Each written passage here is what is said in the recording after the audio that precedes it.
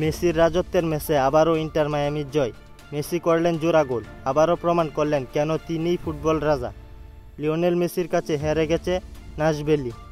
MLS-এ আসছিল inter Miami বনাম নাশভিলির high voltage match. ম্যাচের শুরু থেকেই মেসি ছিলেন আগ্রাসী মেজাজে। 17তম মিনিটে ফ্রিকিক থেকে নিচু শটে গোল করেন মেসি। এক কথায় চোখ ধাঁধানো গোলটি প্রমাণ করল মেসির সামনে গোলকিপার হেল্পলেস। 62তম মিনিটে গোলকিপারের ভুলের সুযোগ নিয়ে বল কেড়ে নেন মেসি। ঠান্ডা মাথায় কাটিয়ে বল জালে পাঠিয়ে জোড়া গোল পূর্ণ করেন। নাশভিলির হয়ে একমাত্র গোলটি করেন হানি মুখতার 49তম মিনিটে। 2-1 গোলে জয় পায় ইন্টার মায়ামি। শেষ 5 ম্যাচের সবকটিতে জোড়া গোল করে রেকর্ড করেন লিওনেল মেসি। 5 ম্যাচে 10 গোল। 2018 সালের পর থেকে মেসি করেছেন 35টি ফ্রিকিক গোল, যা তার মোট পেনাল্টি গোল 33টির থেকেও বেশি।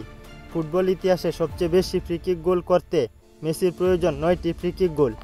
আজকের ম্যাচে মেসির খেলা আপনার কেমন লেগেছে কমেন্ট করে জানান। মেসি কি এই ধারাবাহিকতা 2026 বিশ্বকাপ পর্যন্ত ধরে রাখতে পারবে? খেলাধুলার গুরুত্বপূর্ণ আপডেট পেতে আমাদের চ্যানেলটি সাবস্ক্রাইব করে পাশেই থাকুন।